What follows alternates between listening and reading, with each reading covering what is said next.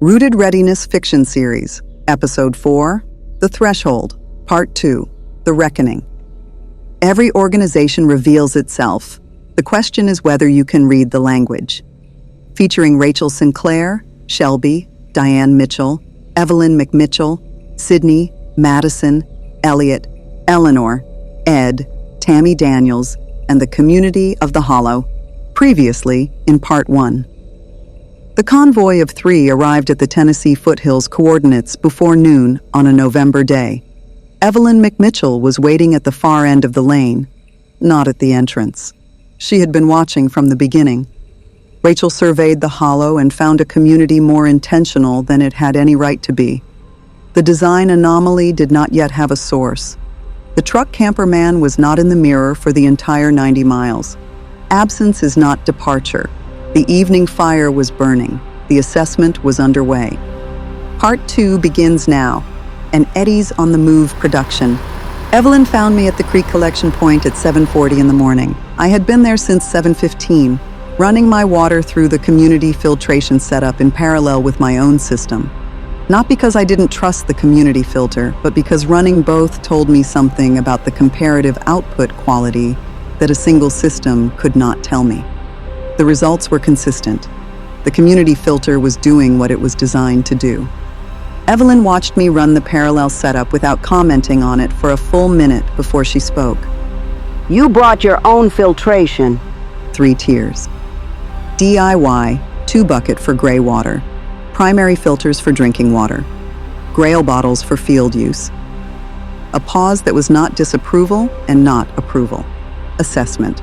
You built the 2-bucket system yourself. 4 years ago. She nodded once. She looked at the collection point setup and at my parallel arrangement beside it. And I watched her read both systems simultaneously, the way you read 2 documents that are making related arguments and want to understand where they agree and where they diverge. Diane Mitchell. Not a question. Moving to what she had come to discuss. Yes. Hospital logistics coordinator. 22 years. She ran supply chain for a regional medical center during 3 major disaster activations. She knows the difference between what a system thinks it has and what it actually has. Evelyn received this with the specific quality of attention she brought to information that confirmed something she had already suspected. I know that quality. I've spent a career in rooms full of people who couldn't tell the difference. So have I. Different rooms. Crisis management, 25 years. Organizational assessment, emergency response consulting, institutional triage. I walk into broken systems and determine what can be salvaged.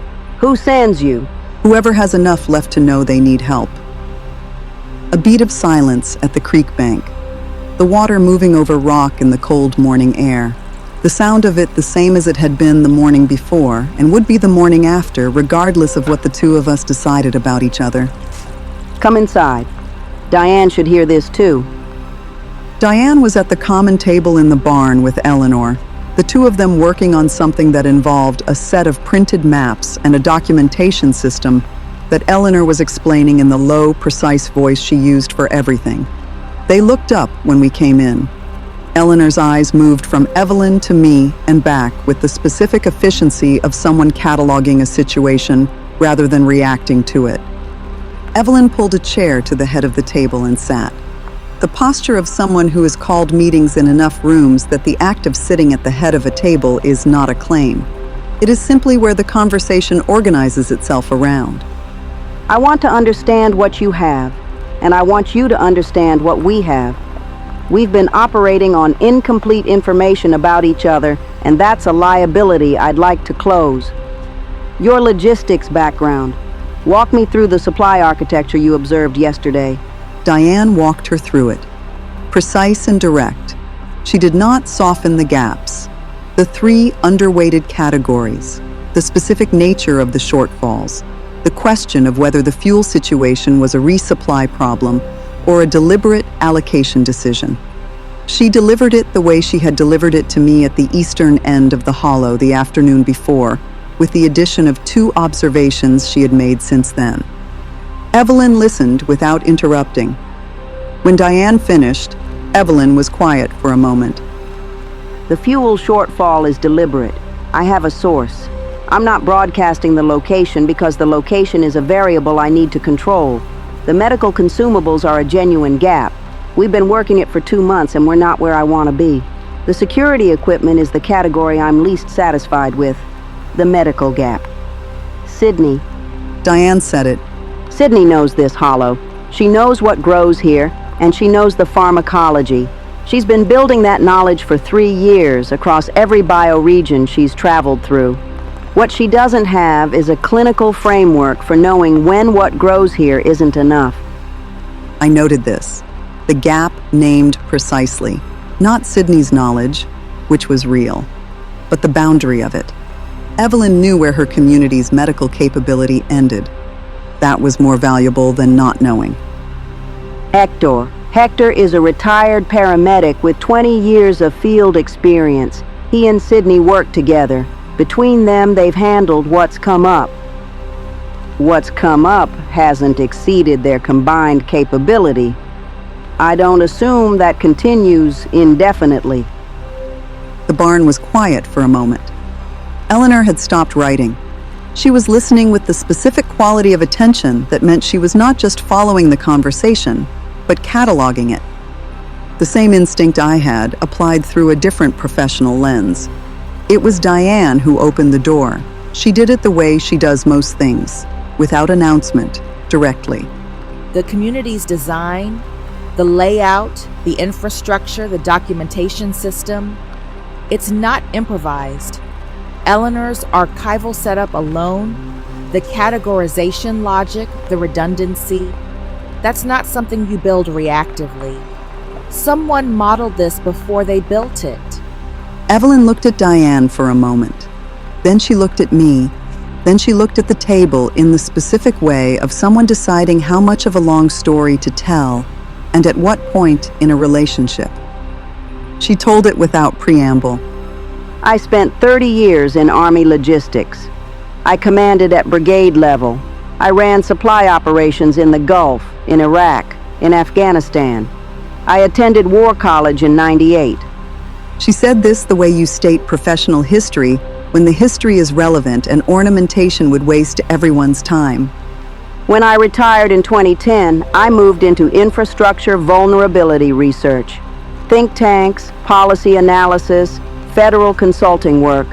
In 2001, Congress established a commission, the Commission to Assess the Threat to the United States from Electromagnetic Pulse Attack. I contributed to that work: technical analysis, logistics vulnerability assessment, civilian infrastructure modeling.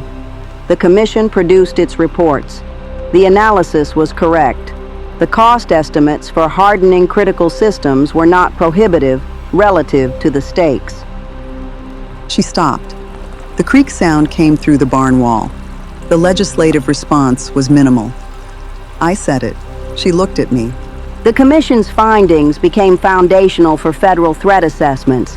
The Department of Homeland Security published mitigation best practices. The grid was not hardened. A silence that had a specific quality. The silence of two people who have arrived at the same conclusion from different directions and are recognizing each other across the distance they traveled to get there. The Commission was reestablished in 2017. I went back. Civilian consultant. Spent 2017 and 2018 watching the same analysis produce the same outcome a second time. She said this without anger, without bitterness, with the precision of a woman who gave an institution 2 full opportunities to act on correct information and documented both times that it did not, and drew the conclusion that was available to her and acted on it herself. You left in 2018. At 60. I'd had 8 years since retirement to model what a resilient community required. I had this land. My family has held it since 1923. I knew the hollow. I knew the water source. I knew the ridge. She looked at the barn wall as if she could see through it to the hollow beyond. I came here in the spring of 2019, and I started building what I'd been modeling. The silence that followed was not uncomfortable. It was the silence of three people sitting with the weight of a thing that had been said. I was rebuilding the picture.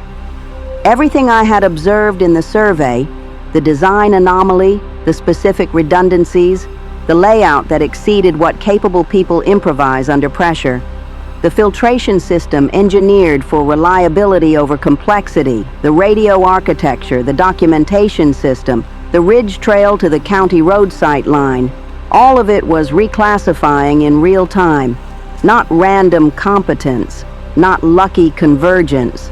The implementation of 8 years of deliberate preparation by someone who had read every documented infrastructure failure mode contributed to the definitive federal analysis of the specific threat now unfolding around us, and then built against it with 30 years of logistics command experience as her construction tool.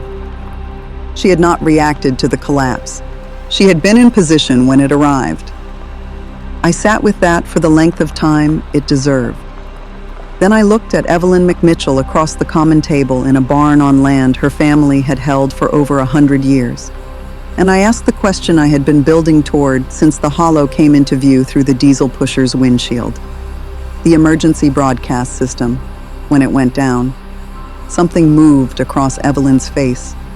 Brief. The expression of someone for whom a specific event did not arrive as a shock because they had been modeling the scenario in which it occurred for 20 years, and the absence of shock had its own specific weight. The warning infrastructure and the threat it was designed to warn against shared the same vulnerability. The Commission documented it. The EBS depends on the grid it was supposed to warn people about. When it went dark, I was sitting in this barn listening to the shortwave. I noted the time. I made an entry in the log. Then I went and checked on Sydney and the girls. Diane was very still beside me. Eleanor had put her pen down. I had spent 25 years walking into rooms full of broken organizations and assessing what remained. I had met competent people and capable people, and people who understood their specific domains with genuine depth.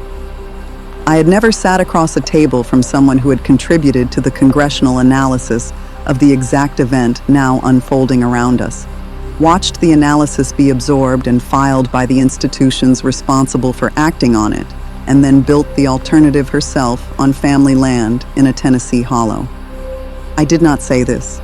I did not need to say it. The frequency on which Evelyn and I were now communicating did not require it. What I said, there are things you need to know about the road here, about a pattern I've been tracking since the campground in Arkansas. I looked at her steadily. I'd like to have that conversation today. Evelyn McMitchell looked at me for a moment with the full attention of a woman who has spent her life in rooms where the quality of information determined whether people lived or didn't. After the morning rotation, you, me, and Diane, bring what you have. I will. She stood. The meeting was over in the way that Evelyn McMitchell's meetings ended, not socially, not with ceremony, simply concluded because the necessary content had been exchanged and the next action had been identified. At the barn door, she stopped without turning. Rachel. Yes. The parallel filtration set up at the creek. Keep running it. She left. Diane looked at me across the table. I looked at the barn wall where the shortwave receiver sat in its position in the radio architecture, its antenna cable running up through the roofline toward a sky that was still transmitting somewhere for whoever was positioned and equipped and awake enough to listen. After the morning rotation. Yes. We had work to do before then. The morning rotation ran until 9:40. I used the time. Shelby's morning circuit first, the two of us moving the hollow's perimeter in the early light while the community came awake around us. Smoke from the fire ring, where the morning detail had the cooking fire going. Carl already at the econoline with his tools laid out in their specific order. Robert at his folding table with the seed stock. The hollow resuming its functional rhythm with the ease of a place that has done this enough mornings to have stopped thinking about it. I ran the ridge trail at 8:15. The county road was empty in both directions. The junction a mile south, where Dennis had noted the family in the minivan. I could not see it from this position, the road bending east before it reached that point. I noted the limitation of the sight line and came back down. Diane was waiting at the diesel pusher when I returned. She had her coffee, and she had the expression she gets when she has been thinking about something since before the coffee, and the coffee has not resolved it. I unlocked the cab and we got in, and I closed the door, and we had the conversation we had been carrying since the travel plaza. Ed and Tammy. Yes. They're in this community. They're sleeping 50 yards from people who don't have the information. I know. At the travel plaza, they were 2 hours old. We made a calculation based on what we knew and what we didn't, and we moved. That calculation doesn't hold here. She was right, and I had known she was right since the hollow came into view through the windshield. The proximity variable had changed. When you are traveling in convoy with people, withholding threat intelligence has one ethical weight. When you are sleeping inside the same perimeter as those people, inside a community they have committed to, the weight is different. It is heavier and it is more specific, and it does not get lighter by waiting. We tell Ed and Tammy, before we go to Evelyn. They should not be the last to know something that concerns their safety. How much? Everything we have. The campground. The FRS frequency. The pattern across the travel plaza and the campground both. The sprinter. Diane was quiet for a moment. The creak sound came through the cab walls.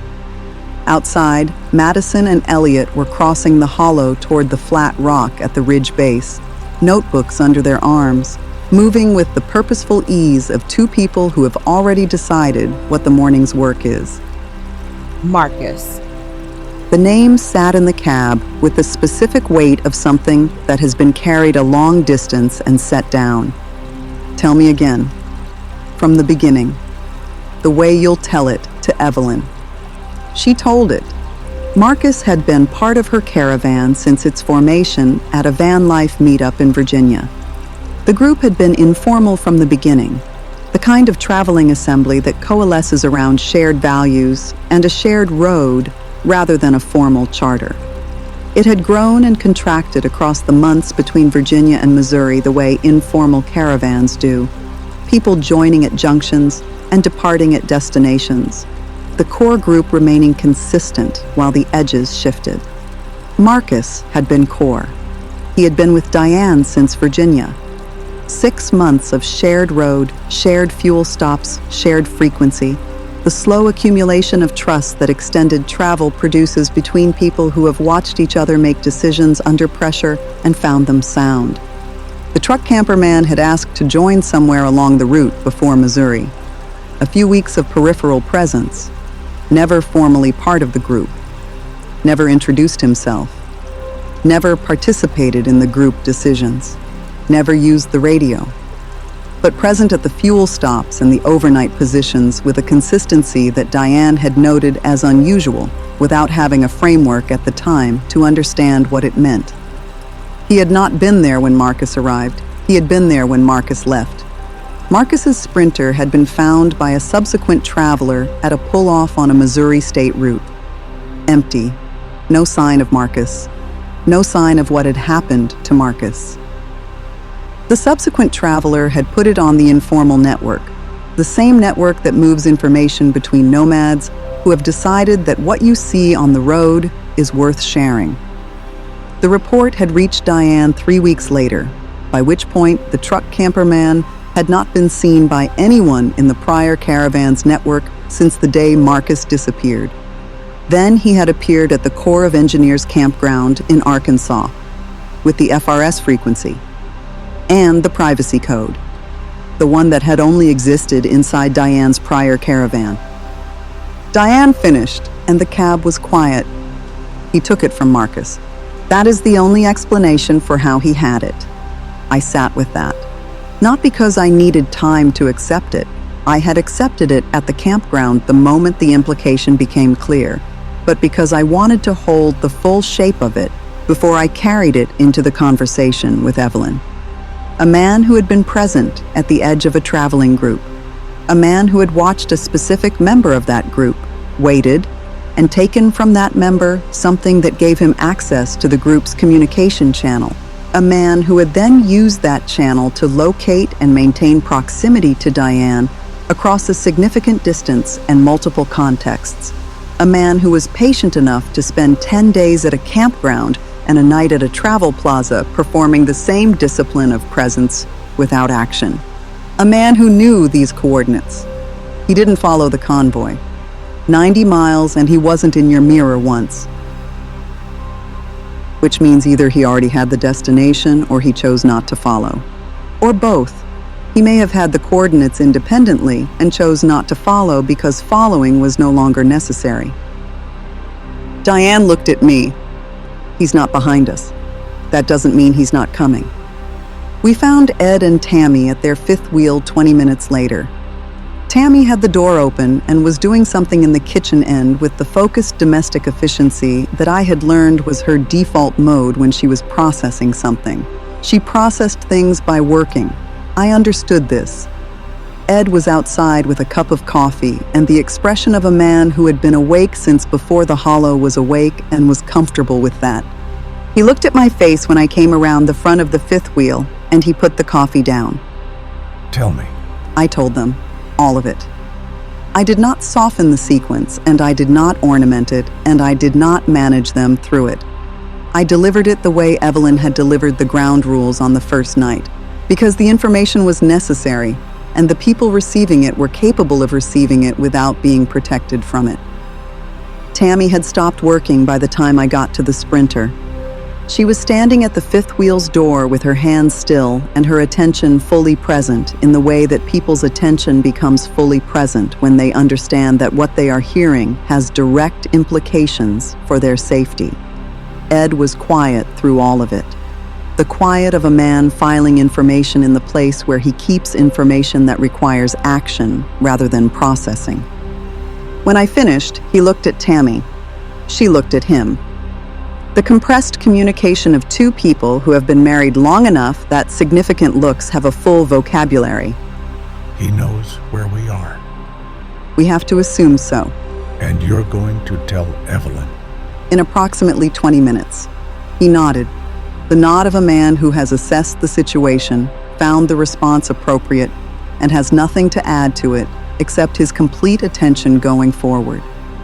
What do you need from us? Tammy said it. Not a question about whether she could help. A question about the specific form the help should take. Exactly what you've been doing. Stay in your patterns. Don't change your behavior at the fire or in the community. If he's watching from a position we can't observe, the last thing we want to show him is a community that knows it's being watched. She nodded once. The nod of a woman who had been a school teacher long enough to understand that how you hold yourself in a room is information, and that information can be managed. Editor. Yes. You're on the watch rotation starting tonight. Ridge at 2200. You know what you're looking for. I know what I'm looking for. Evelyn was at the common table when Diane and I came into the barn at 10:10. Eleanor was not there. The barn had the specific quality of a space that has been deliberately cleared, not empty, but unoccupied in a way that suggested Evelyn had made sure it would be. She had a notebook open in front of her and a cup of something that had stopped steaming some time ago, and she looked up when we came in with the attention of someone who has been waiting with productive patience rather than simply waiting. We sat. I told it the same way I had told Ed and Tammy, with one addition. The full implication of the FRS frequency and what it meant about the truck camperman's access to Diane's prior network. Diane filled the Marcus sequence from her own account, precise and unembellished, the way she had told it to me in the cab that morning. Evelyn did not interrupt. She listened the way senior commanders listen to intelligence briefings, not passively, not reactively, but with the active and disciplined attention of someone building a tactical picture in real time and reserving response until the picture is complete. Her hands were flat on the table. Her eyes moved between us as we spoke, tracking the speaker without losing the thread.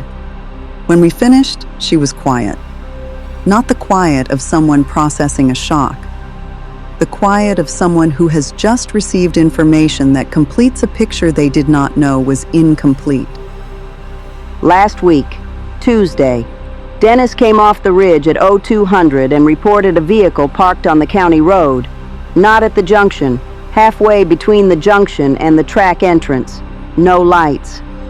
He watched it for 40 minutes. It didn't move. At 0240, it was gone. The barn held this. He didn't know what to make of it. Neither did I. I logged it, and I've been watching for a repeat. I have a repeat now. I just didn't know what I was repeating. She closed the notebook in front of her with the deliberate care of someone who has just decided that its current contents are no longer the most important thing in it. He was here before you, before the convoy, which means he had the coordinates independently or he followed someone else here first. Yes. And he's been performing the same behavior pattern here that he performed at the campground and the travel plaza. Presence without action, sustained, deliberate, expensive in a specific way. It requires a clarity of objective that most people cannot maintain, which means the objective is clear to him, even if it isn't clear to us. Yes. Evelyn was quiet for a moment. Outside the barn, the hollow ran its morning. Carl's tools, the creek, the fire, the ordinary operational sounds of a community doing its work. Madison and Elliot were at the flat rock. Robert was with his seed stock. The world that Evelyn had built on this land was proceeding with the steady, functional rhythm she had designed it to have. She looked at Diane. Your prior caravan, how many people? 7 when Marcus was with us, 5 after. And you've had no contact with any of them since? No reliable contact. The network carried the report about the sprinter. Nothing since. Evelyn absorbed this. The family at the junction. Dennis reported them 2 days ago. Arkansas plates. You came through Arkansas. Is it possible they're connected to him? Yes. Is it possible they're connected to him? I considered this with the precision it required. I don't know. I have no evidence of a connection. I have no evidence against one. It is an open variable. It goes on the watch brief, tonight. Dennis, Ed, and I will cover the rotation personally until I decide otherwise. This doesn't go to the full community yet. Not because I don't trust them, because I need to understand the shape of it before I hand it to 16 people and ask them to hold it quietly. I understood this completely. It was the correct call. Not information suppression, information management.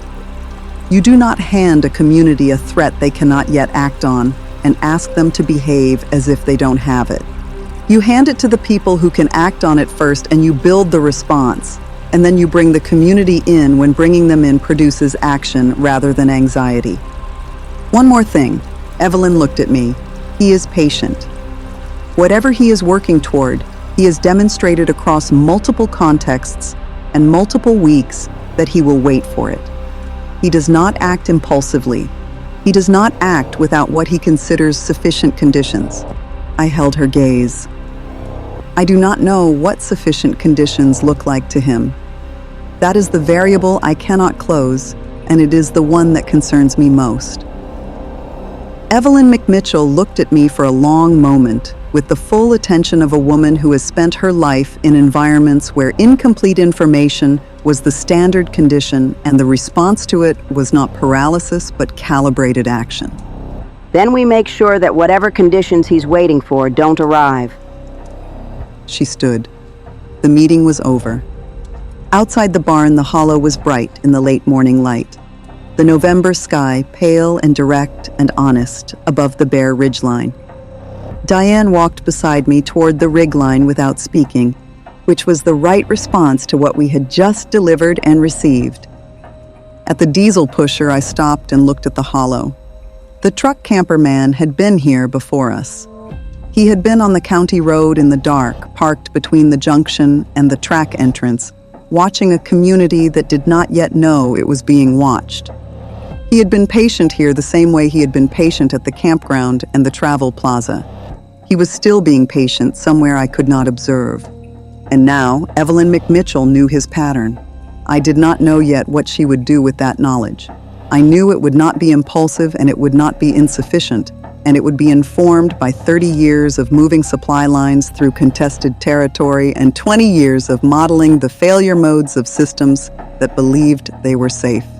Whatever the truck camper man was waiting for, he had not yet accounted for Evelyn. That was the first thing in 3 weeks that I had found genuinely reassuring. The family at the junction moved on the third morning. Dennis reported it at the ridge at 0600, the minivan gone, the junction empty. The chip seal surface holding no evidence that they had been there except the specific flattening of the roadside grass where a vehicle parks long enough to matter. He had watched them break camp in the pre-dawn dark. 2 adults moving with the practiced efficiency of people who had been doing this long enough to have a system. 2 children, younger than Madison and Elliot, passed between the adults and settled into the minivan before the light was fully up. They had not come to the track entrance. They had not sent anyone up the lane. They had simply been at the junction for 2 days, and then they had not been, which was its own kind of information. People who move on without asking are either self-sufficient or they have learned that asking produces nothing and have stopped doing it. Either reading was worth holding. Evelyn logged it and said nothing about it at the morning fire. I noted what she logged and what she didn't say, and I noted the distance between those 2 things, which was a form of governance data I was still assessing. The decision point came at 11 in the morning, and it did not announce itself as a decision point until it was already won. It began with Robert. He came to the barn while Evelyn and Carl and Diane were working through the fuel situation. The specifics of which Evelyn had finally laid out that morning in a conversation that had been precise and operational and had answered Diane's supply architecture question from 2 days prior. The fuel source existed. The terms of access required a periodic run that Carl had been making alone. Diane had proposed a modification to the logistics that Evelyn was considering. It was a functional conversation between competent people, and it was moving toward a resolution when Robert came through the barn door. He had the expression of a man who has something to say, and has been deciding whether to say it since before he came through the door. He had made his decision by the time he arrived. I want to talk about the family. Evelyn looked up from the table. They're gone. I know they're gone. Robert pulled a chair and sat without being invited to, which told me something about his relationship to the barn's authority structure. Comfortable enough to sit uninvited, which meant he had done it before and it had been received. I've been watching that junction for 2 days, and I've been thinking about it, and I want to say something before the thinking becomes a problem. Say it. We should have talked to them. The barn absorbed this. The protocol is the standard conversation if they come to the entrance. The protocol assumes they know there's an entrance to come to. That family didn't know we were here. They were at the junction because the junction was as far as they'd gotten, and they didn't know there was anything further to find. We could have sent someone out. We don't go out. We didn't use the need to. He said it without aggression, with the specific weight of a man who has been part of something long enough to have watched it change and is not certain the change is right. When I got here, there were 4 of us. You came out to the county road to meet me. You didn't wait for me to find the track. The barn was very quiet. I looked at Evelyn. She was receiving this the way she received everything, with the full, disciplined attention of someone building a picture rather than managing a reaction. Her hands were flat on the table. She did not look away from Robert, and she did not fill the silence he had made. Eleanor had come in partway through. She was at her table with her work in front of her, but she was not working. She was listening with the specific quality of someone who has heard this conversation before, in a different form, and is tracking how this version compares. You're saying the protocol has drifted from the principle. Evelyn said it. I'm saying when there are 4 of you, you can afford to be open because 4 people don't have enough to attract the wrong kind of attention. When there are 16... He stopped. Started again. I understand why the protocol changed. I'm asking whether the protocol is now costing us something we haven't priced yet. Diane was very still beside me. I watched Evelyn think, not perform thinking. Actually think, the specific quality of someone running a genuine calculation rather than managing toward a predetermined conclusion. She was holding Robert's argument against her own reasoning, and she was doing it honestly, which is the thing that separates a functional governance structure from a ceremonial one. In a ceremonial structure, the leader listens until the other person stops talking and then delivers the decision they had before they started listening. In a functional structure, the listening changes the calculation. I was watching to see which one this was. The family had Arkansas plates. Dennis logged them 2 nights before they arrived at the junction. There is a threat pattern active in this area that I became aware of 2 days ago. I did not brief the full community because I was still assessing it. That assessment is not complete. Robert was quiet. The decision not to approach the family was not protocol. It was a specific operational judgment made on information you didn't have. That's not a drift from the principle. That's the principle operating correctly. The person with the most complete information makes the call. And if the person with the most complete information is wrong, Robert said it, not combatively, genuinely. Then we debrief it and we correct it. The same way we correct any operational error, with the full information after the fact and without pretending it didn't happen. She looked at him for a moment. I may be wrong about the family.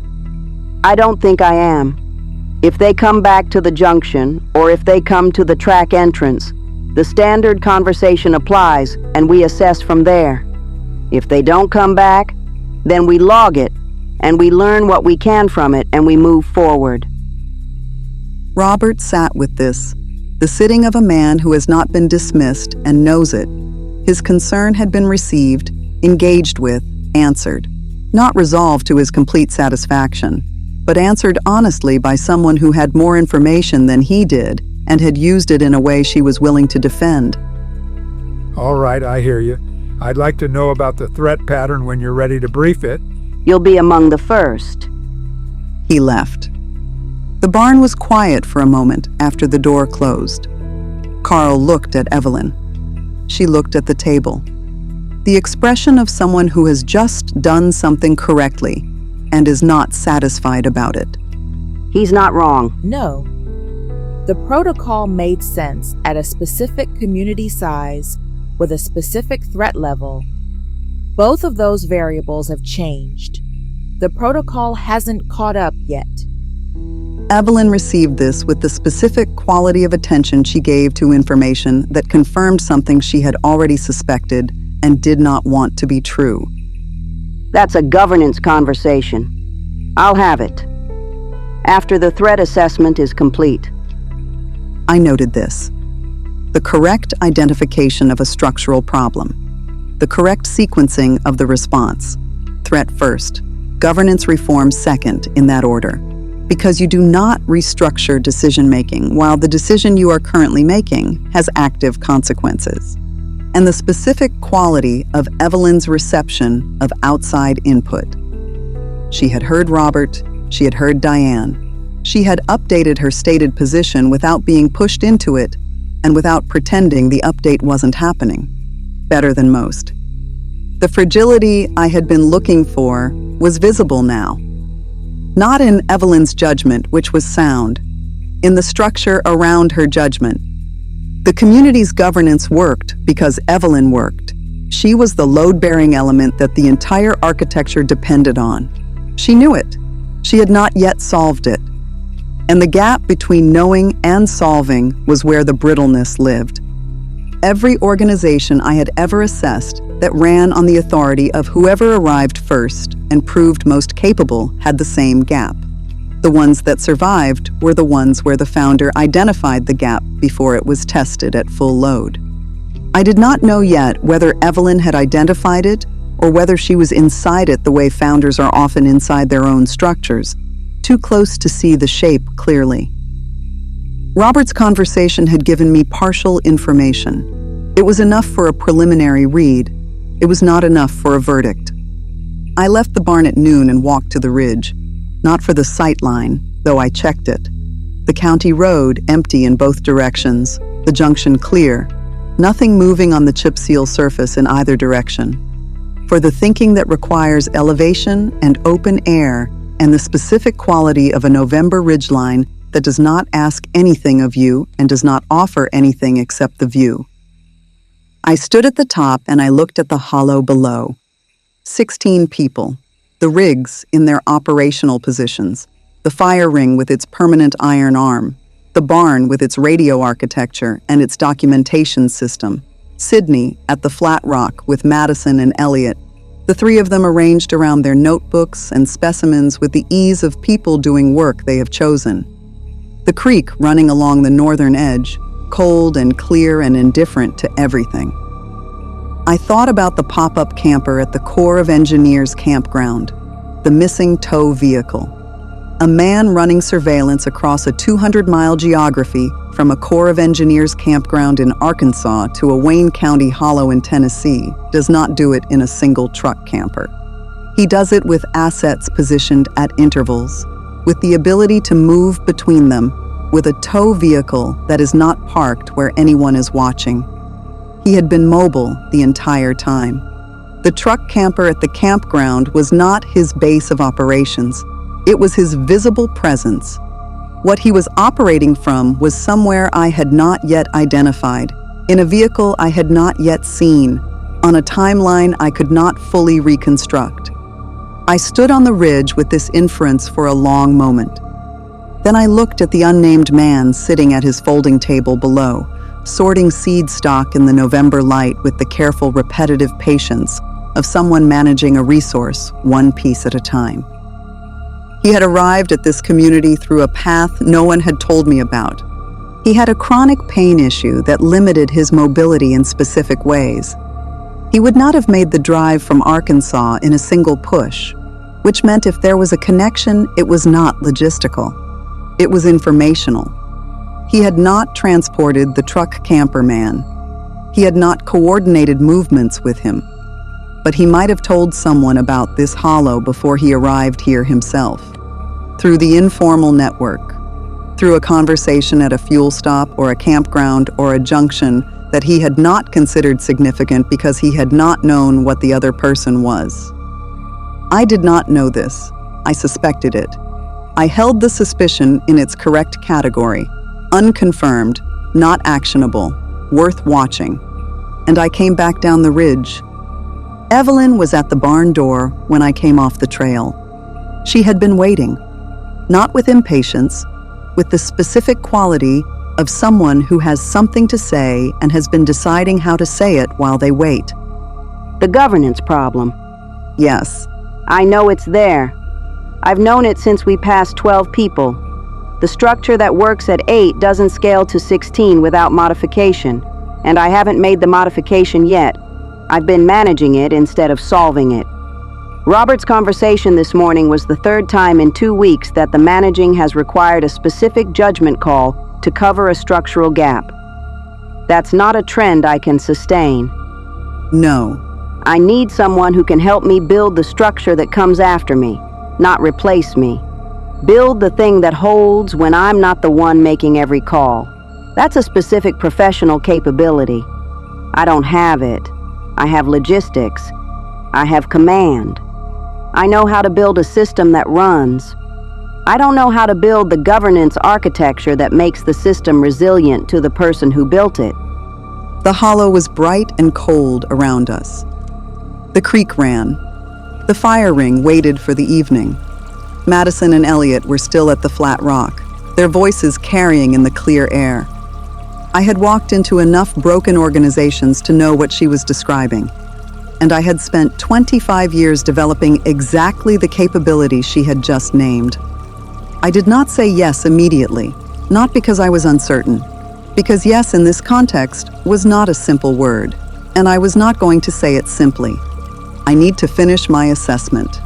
I have preliminary reads, and I have open variables, and I don't render conclusions on preliminary reads. I know. I'm not asking for a conclusion. I'm telling you what I see, so you know what you're assessing. Tomorrow. Give me until tomorrow. Evelyn McMitchell nodded once. She went back inside. I stood at the barn door and looked at the hollow, and I thought that I had come here to evaluate a community, and the community had turned out to be one specific woman's 30 years of logistics command and 10 years of infrastructure modeling and 8 years of deliberate preparation expressed as 16 people in a Wayne County hollow. The question was not whether the community was worth staying for. The question was whether what Evelyn had built could survive becoming something larger than what Evelyn could personally hold. I did not yet know the answer. I had one more assessment cycle to run. The hollow went quiet at 2200. Not silent. The creek ran. The November wind moved through the bare canopy on the ridge, and somewhere near the eastern tree line an owl had established a position and was making its intentions known to whatever was listening. But the human sounds of the community had drawn inward, the lights in the rigs dimming one by one, until the only light visible from the cab of the diesel pusher was the faint blue of Carl's work lamp at the Econoline, where he was doing something that apparently could not wait for morning, and the warmer light from the barn, where Ed had taken the radio for the first of his 2-hour monitoring shifts. Ed Daniels on the barn radio at 2200 on his first night of watch rotation. I noted this with something I did not immediately classify. It was not surprise. I had assessed Ed's operational equanimity consistently since the Travel Plaza, and this was continuous with that assessment. It was something quieter, the specific quality of recognition you feel when a person does the thing you expected them to do, and the expectation being met is its own form of data. Shelby was asleep in the passenger seat. She had completed her evening circuit of the hollow after the fire broke up, moving the perimeter with the professional thoroughness she brought to every new environment at the end of the first full day, and she had returned to the cab and taken her position and gone to sleep with the uncomplicated ease of an animal that has assessed the situation, found it manageable, and made the rational decision to rest while resting was available. I took out the notebook. The assessment had 7 categories, and I ran them in order, the way I always run them, because order is not bureaucracy. It is the prevention of the confirmation bias that builds when you let the most salient observations structure the sequence. You run the categories in order so that the thing that impressed you most does not organize the picture around itself before the picture is complete. Physical plant and infrastructure. Sound. The hollow was well chosen. Natural concealment, reliable water source, defensible approaches, ridge sight line to the county road. The filtration system was engineered for reliability over complexity. The barn was functional and maintained. The fire ring was permanent infrastructure, which told me the community had decided it was not temporary. The rig positioning reflected operational logic that went beyond social preference. The design was too intentional for improvisation. I had noted the anomaly on arrival. I had the source now. 30 years of logistics command and 8 years of deliberate modeling had produced a physical plant that most communities achieve by accident if they achieve it at all. This one had been designed. Assessment. Strong. No significant gaps. Resource management. Water. Adequate with margin. Fuel. Deliberately managed. Source controlled. Terms understood. Food. Communal system with rotation. Individual stores maintained separately. Medical consumables. Genuine gap, acknowledged, being worked. Seed stock, present and actively managed. Robert's morning work, the specific investment of someone who is planning for spring, which is itself a form of organizational confidence that cannot be manufactured. The 3 underweighted categories Diane had identified were not signs of organizational failure.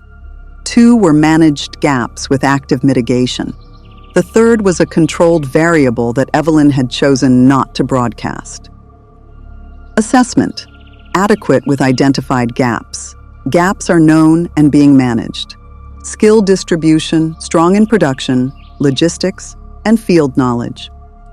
Carl's mechanical competence visible and functional. Robert's agricultural knowledge an undervalued asset the community was only beginning to leverage at its full depth.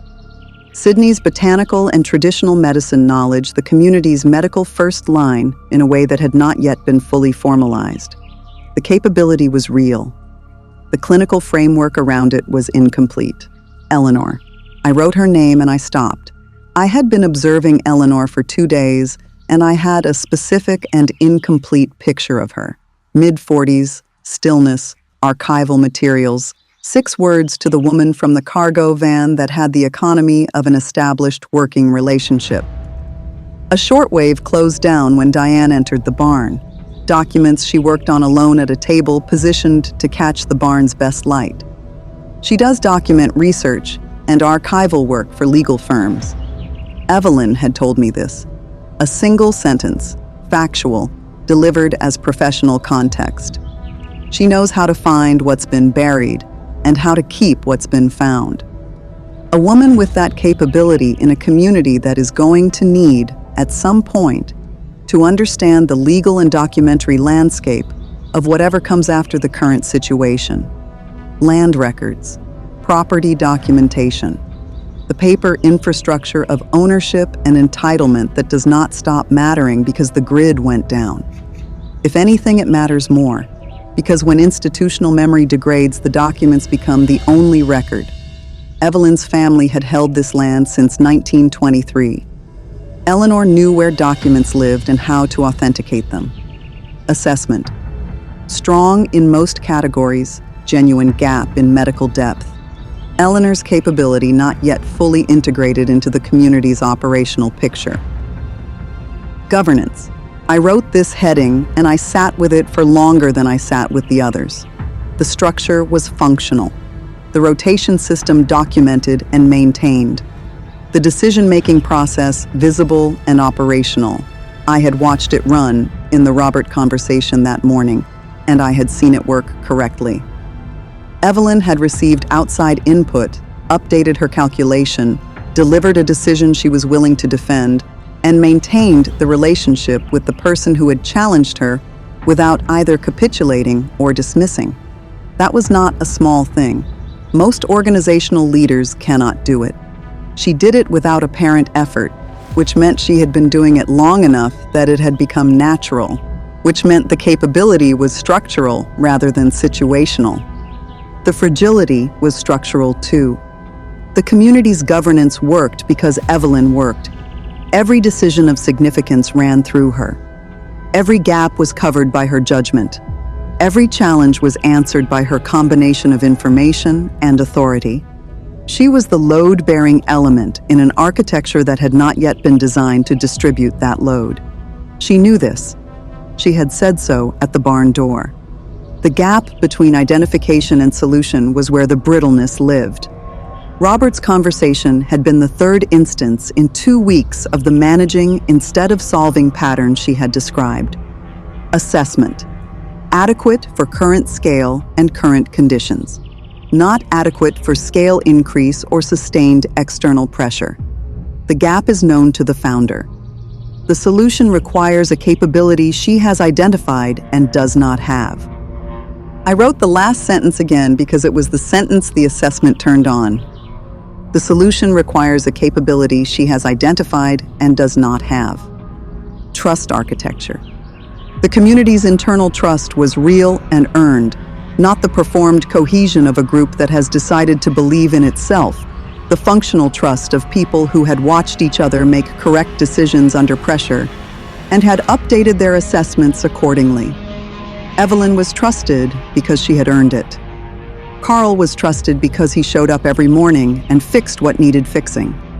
Sidney was trusted with the community's medical first line because she knew the Hollow's pharmacology and had demonstrated it. External trust was the open category. The truck camper man was outside the trust architecture entirely. The family at the junction was outside the trust architecture. They had moved on. That did not close the variable. The man sorting seed stock He had arrived at this community through a path I had not established. I was not accusing him. I was noting that the intersection of his unknown arrival path and the truck camper man's demonstrated network access was a variable I could not close without information I did not yet have. Watch. Do not conclude. The external threat. I wrote everything I had. The campground. The FRS frequency that should not have existed outside Diane's prior caravan. The proximity pattern across 10 days. The travel plaza. The Tuesday log entry on Evelyn's County Road. Before the convoy arrived, 90 miles from the travel plaza. 200 from the Corps of Engineers campground. The pop-up camper at the Corps of Engineers campground. The missing tow vehicle. A man running a 200-mile operational geography does not do it in a single truck camper. The missing tow vehicle and the truck camper man's demonstrated mobility were the same thread. I had the data point from Arkansas. I had the connecting information now. He was not behind us. He was ahead of us. He had been ahead of us since Arkansas, and we had not known it until Evelyn opened her log. Marcus. I wrote Marcus's name, and I held the pen over the page for a moment. A sprinter found empty on a Missouri state route. A man who had been in Diane's caravan for 6 months and had then not been anywhere that anyone in the network could confirm. The truck camper man present at the edge of that caravan. Present when Marcus arrived.